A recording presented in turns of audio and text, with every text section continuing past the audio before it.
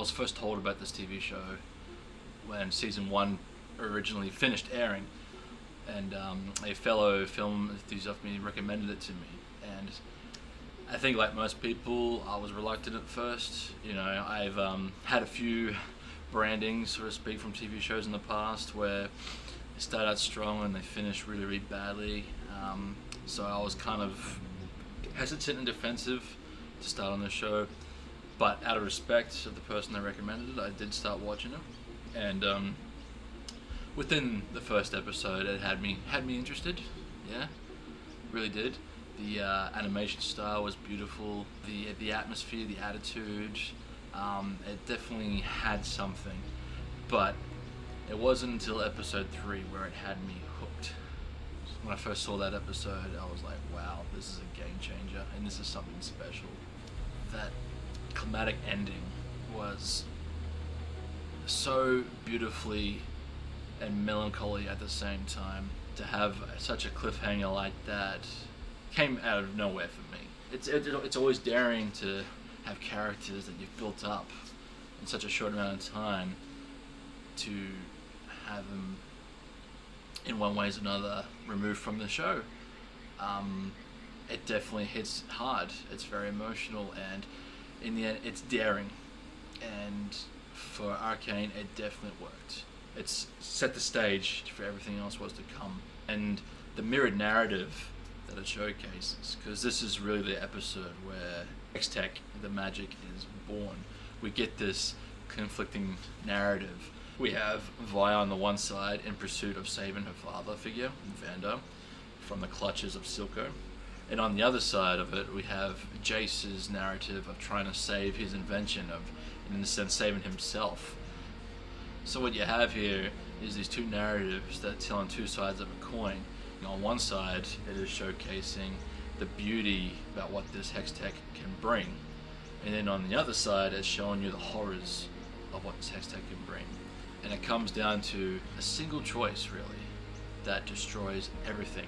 It's one of the most powerful moments and beautiful moments is when Silco finds Powder after all the destruction she's caused. And in this very moment, his choice to save her, to spare her, and pretty much adopt her as a surrogate daughter to him, he has actually doomed himself in that very moment. You can see when he's looking at the remains of what was his once best friend. He himself has now become Vanda. He has now taken on this responsibility. And it's beautiful. From that very moment on, Silco is no longer that one-dimensional villain with a sole purpose anymore. He becomes this much more vulnerable figure, and he actually showcases more about himself because of Jinx, aka Powder. It's beautiful storytelling, and it's all done generally in the visual narrative. It's never really explained expressively, or especially in exposition. And that is, in my opinion, that is the strongest aspect of this TV show. It's visual narrative, when it's just letting the animation tell the story. You can easily lose yourself to wanting this whole aesthetically pleasing look about itself, but it never does. It always knows when to pull it back in and make it grounded, make it about the characters instead of the visual cues.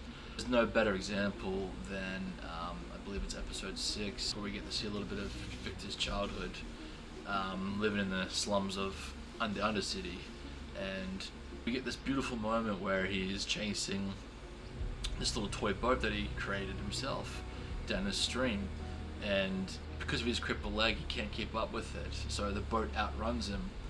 And then 2 episodes later, we get what is my absolute favorite sequence in all of the whole TV show.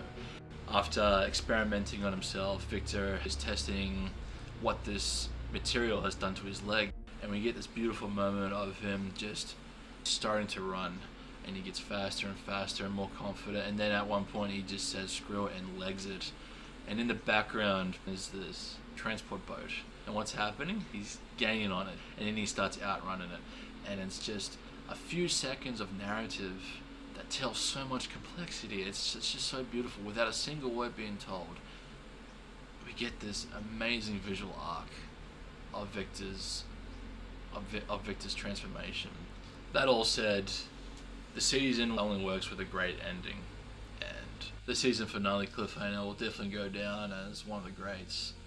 It's not a big fight sequence to survive. It becomes this open talk discussion to see who is telling the truth and who is telling the lies from Jinx's perspective. Most TV shows would have definitely gone for the big battle royale sequence. TV shows' nature of beautiful animation and style and all that, they could have easily swung that way, but instead what they went for was this very grounded and emotionally stirring thriller for an ending, to say the least. And so once again, just as a mirror back to episode 3, it is Jinx's final choice that sees the outcome of the situation, which is she once again has killed her father figure. She kills the last inch of stability, and so she has become the thing that everyone sees her now as. This show was way better than it should have been. You know what I mean? It just came out of nowhere and took a lot of people by surprise. This type of show only comes around once in a while, where it's just this kind of pulling you when you know you're watching something special. I'm gonna give season 1 a strong 9.5 out of 10. Yeah, to me, perfection is an illusion. Saying that, so 10 out of 10 is probably nearly impossible to receive. But if there was anything to come close to a perfect TV show, season 1 Arcane is definitely up there. Season 2 definitely had a lot to live up to, and it did not disappoint for the most part.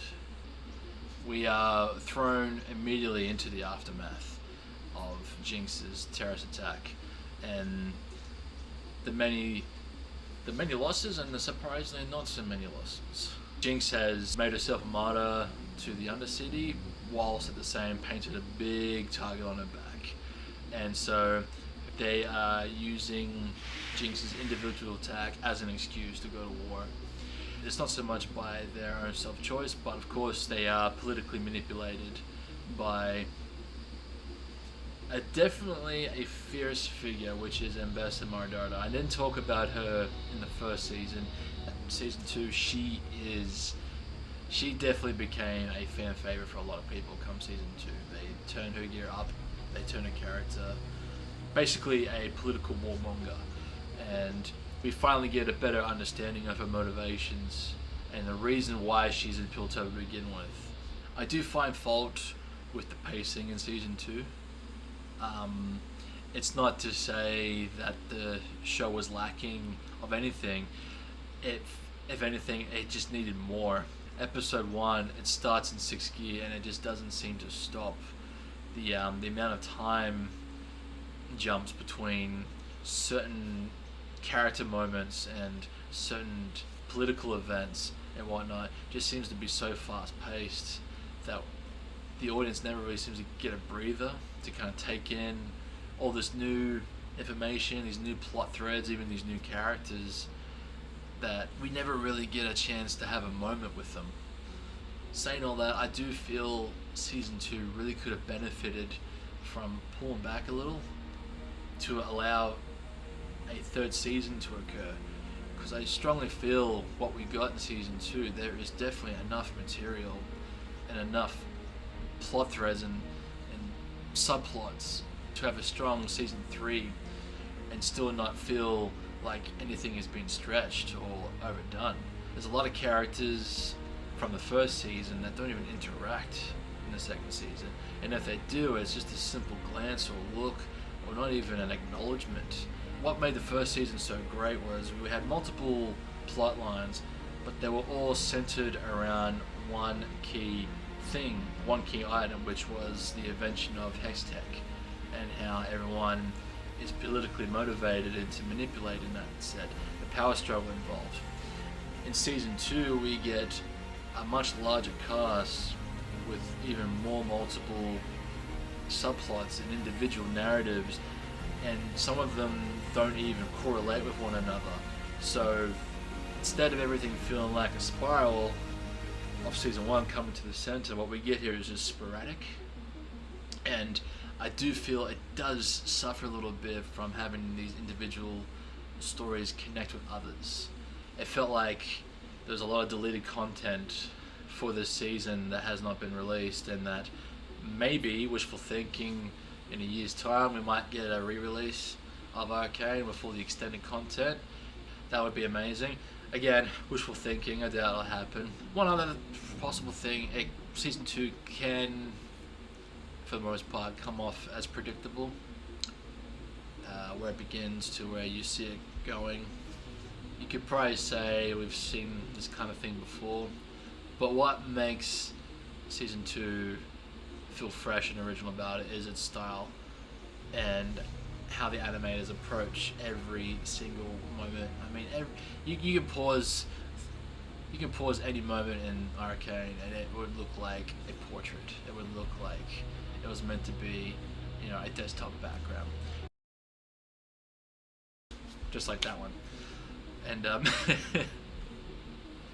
season 2 was not a disappointment. I've said a lot of negative things about it, but what we got was amazing TV. It just suffered from not having enough, even though that sounds very greedy of me. It just does suffer from those character moments. And that said, I'm going to give season 2 an 8.5 out of 10. Guys, thanks for taking the time to have a listen to my rant, to say the least. Hope you enjoyed it. This is the GB's channel.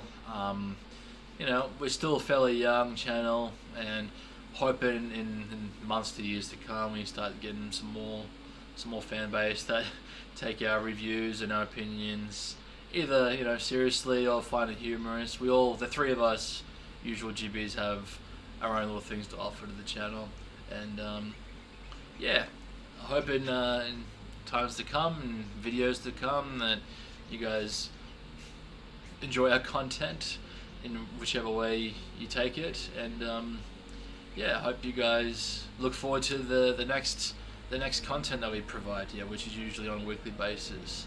So thanks again. This is Mitch from the GBs signing out. Ciao.